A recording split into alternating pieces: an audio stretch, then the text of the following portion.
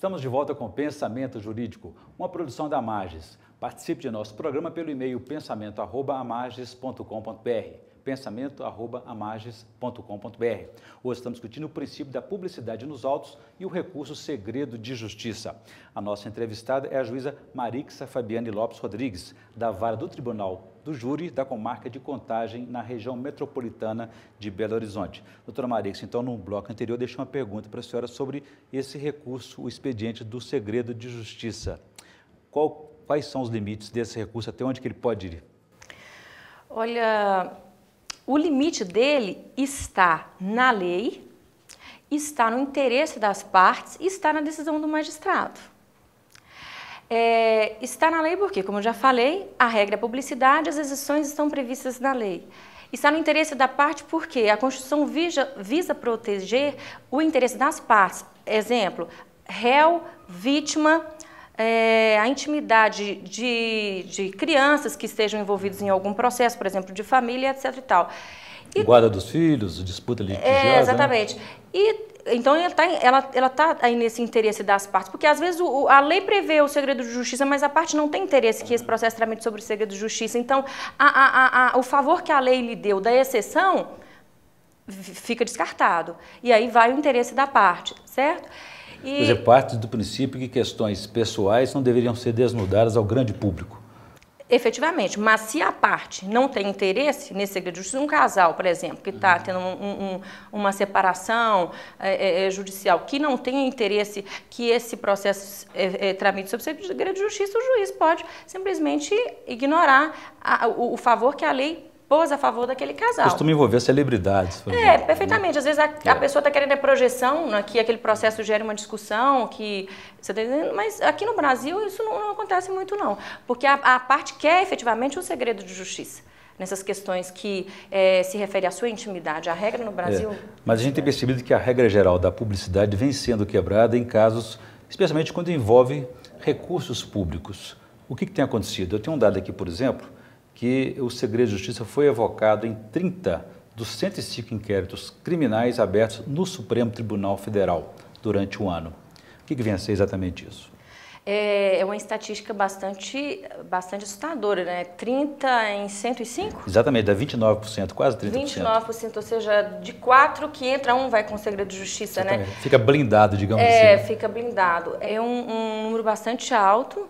Eu não acredito que todos os ministros do STF tenham esse entendimento com relação ao segredo de justiça nos inquéritos que devam tramitar naquela Corte Suprema, que apuram, por exemplo, algum crime ou ato de improbidade administrativa contra pessoas cujo julgamento seja da competência do STF. Mas é efetivamente um dado que choca com o direito à informação, né?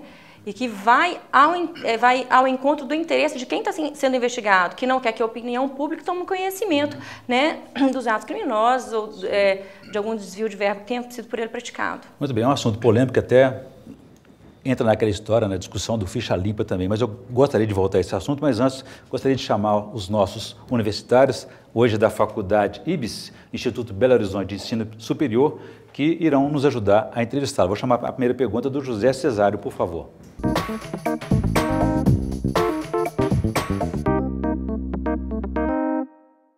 A culpa é da imprensa ou a justiça é omissa em não decretar o segredo de justiça, em caso de repercussão, com o fim de evitar uma exposição indevida do acusado? Olha, José Cesário, a culpa não é da imprensa e nem da justiça. A imprensa tem o direito constitucional de manter a sociedade informada. A justiça se manifesta decretando segredo de justiça em um processo quando ela é acionada pelas partes ou então quando o juiz verifica que esse processo tramitando de forma pública vai causar algum prejuízo para a instrução processual.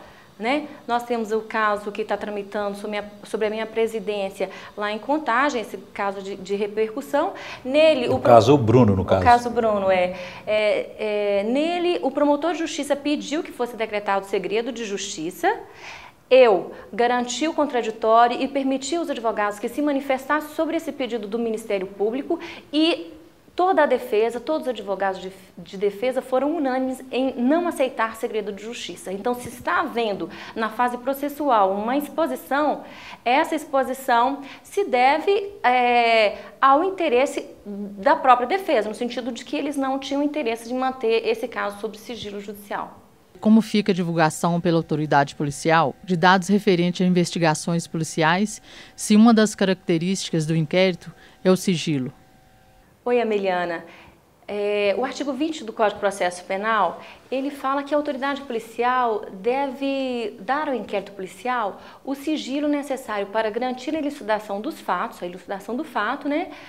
E também para quando o interesse social assim o exigir. Então, compete à autoridade policial, agindo de forma discricionária, avaliar se a divulgação para a imprensa de elementos colhidos na investigação trará ou não prejuízo ao andamento do inquérito e será contrário ao interesse público. Se a autoridade policial chegar à conclusão de que não trará prejuízo à investigação policial e que não haverá prejuízo ao interesse público, nada óbvio que a autoridade policial divulgue eventuais fatos que tenham ocorrido, né, e que tenham sido apurados durante o processo investigatório. Muito bem.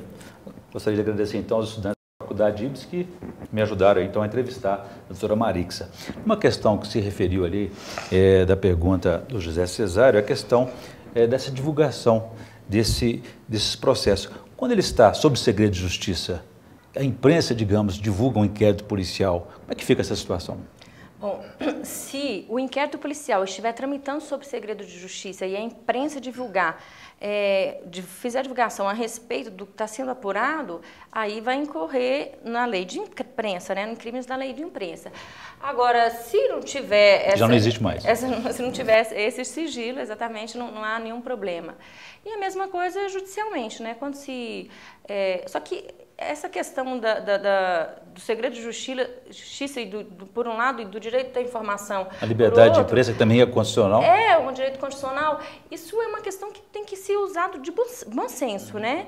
Eu acredito que mesmo nos processos que tramitem sob segredo de justiça, né, na esfera judicial, processo judicial mesmo que tramite sob segredo de justiça, eu acho que a imprensa ela tem liberdade de noticiar o resultado desse processo. Perfeitamente. E quando haver uma repercussão, a senhora diz que, por exemplo, que o princípio da publicidade, ele dá mais transparência, ajuda a sociedade a controlar, a participar desse processo. E quando essa participação é de uma repercussão assim, bastante rumorosa, em casos que pode interferir até na decisão, promover um pré-julgamento, como é que fica isso, essa influência, essa pressão da sociedade sobre a sentença, sobre o júri, por exemplo? Isso não existe. Sobre o magistrado togado, efetivamente essa pressão não existe. Porque nós somos pessoas preparadas, entendeu? Para poder analisar o processo, não com a matéria que está sendo transmitida pela imprensa, mas com a matéria fática que consta nos autos. O juiz julga de acordo com o que está nos autos. O juiz não sai disso. Se ele sair, cabe recurso, o tribunal vai reformar essa sentença, né? Agora, a questão do júri popular, que quem será julgado não será por mim, será por um conselho de sentença, por 7 cidadãos, pessoas comuns do povo, sim, há sim essa possibilidade de se formar uma opinião, no caso de grande repercussão, uma opinião ou favorável ou contra o acusado. Isso é possível, sim, mas é uma coisa muito subjetiva e muito intrínseca, porque o voto é secreto, é sigiloso, né? E serão apresentadas provas, né, durante uma sessão plenária pela acusação, pelo Ministério Público e também pela defesa. Eu acho que, na verdade, no fundo, o jurado ele vai formar a convicção dele também, claro, como o juiz togado formou, ele vai formar a convicção pela prova que lhe é apresentada num plenário. Muito bem, a gente volta a falar sobre esse assunto no próximo bloco, no nosso terceiro e último bloco. Eu gostaria que a senhora falasse também sobre essa extensão do segredo de justiça, até onde que ele pode ser mantido ou até mesmo ser quebrado. Mas a gente volta em instantes.